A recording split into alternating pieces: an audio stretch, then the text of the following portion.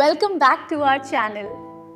हमें उम्मीद है आपको हमारा ये वीडियो पसंद आ रहा होगा और तो प्लीज इस वीडियो को लाइक जरूर करें और ऐसे ही वीडियोस के लिए चैनल को सब्सक्राइब करना मत भूलना।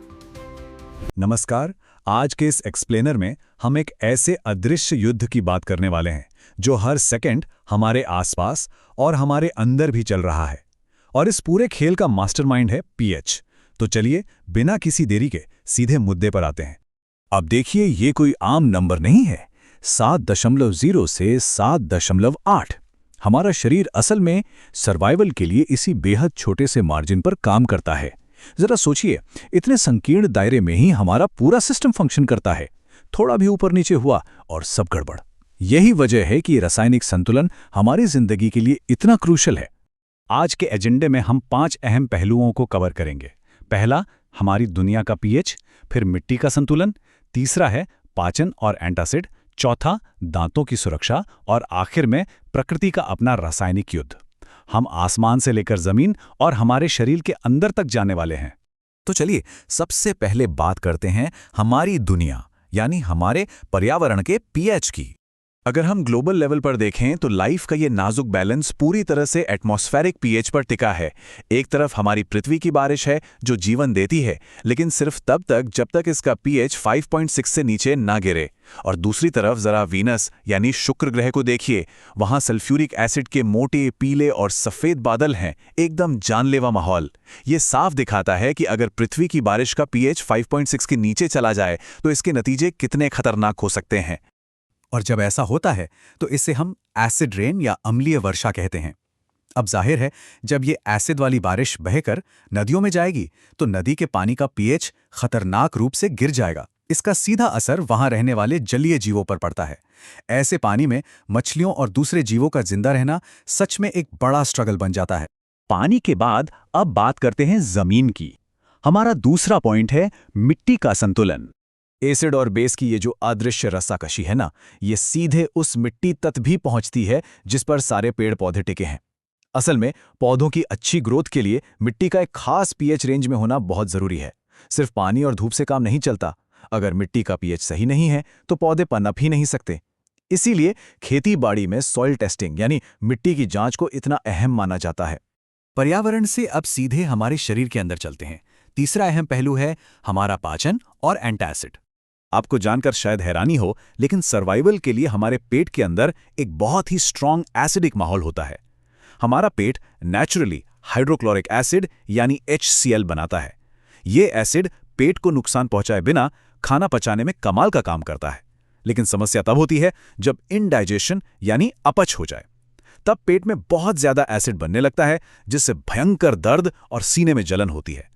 मतलब जो केमिकल हमारे लिए जरूरी है वही आउट ऑफ बैलेंस होने पर बड़ी आफत बन जाता है। और इस प्रॉब्लम का सॉल्यूशन भी पूरी तरह से केमिकल ही है। दर्द से राहत पाने के लिए हम एंटासिड लेते हैं। अब ये एंटासिड असल में क्या है? ये माइल्ड बेस यानी दुर्बल क्षारक होते हैं, जैसे मैग्नीशियम हाइड्रोक्साइड, जिसे हम मिल्क ऑफ मैग्नीशिया भी कहते हैं। ये बेस उस एक्स्ट्रा एसिड को न्यूट्रलाइज कर देते हैं, उसे उदासीन बना देते हैं, और बस पेट में वापस बैलेंस आ जाता है और दर्द गायब। एसिड और बेस की ये जंग सिर्फ पेट में नहीं रुकती। हमारा चौथा पॉइंट है दांतों के इनेमल की सुरक्षा। ये अदृश्य युद्ध हमारे मुंह के अंदर भी लगातार चल रहा है। हमारे दांत कैल्शियम हाइड्रोक्सी एपेटाइट से बने एक बेहद मजबूत कवर से सुरक्षित रहते हैं। ये कैल्शियम फॉस्फेट का क्रिस्टल फॉर्म है, और सच बताऊं तो ये हमारे शरीर का सबसे कठोर पदार्थ है। ये इतना हार्ड है कि पानी में भी बिल्कुल नहीं घुलता। ये दांतों के लिए एक परमानेंट सुरक्षा कवच की तरह है। लेकिन यह मजबूत कवच भी पूरी तरह से अजेय नहीं है। अगर हमारे मुंह का पीएच 5.5 से नीचे चला जाए तो हालात तेजी से बिगड़ने लगते हैं। इस पॉइंट पर आकर शरीर का यह सबसे कठोर इनेमल भी धीरे धीरे संक्षारित यानी गलने लगता है। ये होता कैसे है? खाना खाने के बाद जो थोड़ी बहुत चीनी या खाने के कण मुंह में रह जाते हैं, बैक्टीरिया उन्हें तोड़कर एसिड बनाने लगते हैं। यही एसिड दांतों के एनामल को डैमेज करता है। पर घबराइए मत, इसका भी केमिकल फिक्स है, हमारा रोजमर्रा का टूथपेस्ट। क्योंकि ज्यादातर टूथपेस्ट अल्कलाइन यानी क्षारीय प्रकृति के होते हैं, तो वे ब्रश करते वक्त इस एक्स्ट्रा एसिड को न्यूट्रलाइज कर देते हैं और कैविटीज से हमें बचा लेते हैं। तो चलिए अब माइक्रोस्कोपिक लेवल पर जूम इन करते हैं। हमारा आखिरी पॉइंट, प्रकृति का अपना रासायनिक युद्ध।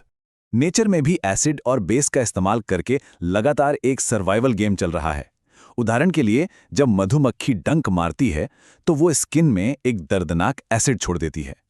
ऐसे में बेकिंग सोडा जैसे माइल्ड बेस का इस्तेमाल करने से तुरंत आराम मिलता है। इसी तरह नेटल नाम का एक पौधा होता है।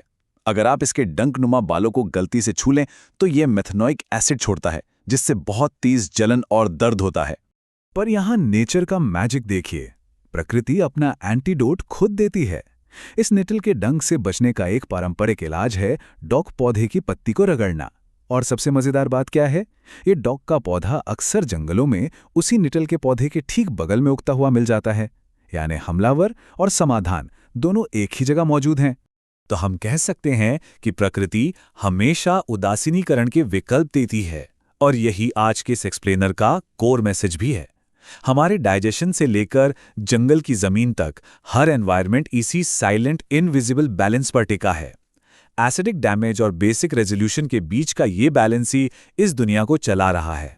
तो जाने से पहले जरा इस सवाल पर गौर कीजिए, अगर प्रकृति हर डंक और हर एसिड के लिए एक परफेक्ट केमिकल बैलेंस देती है, तो हमारी रोजमर्रा की जिंदगी के बैकग्राउंड में ऐसी और कौन-कौन सी अदृश्यनीकरण शक्तियां काम कर रही होंगी?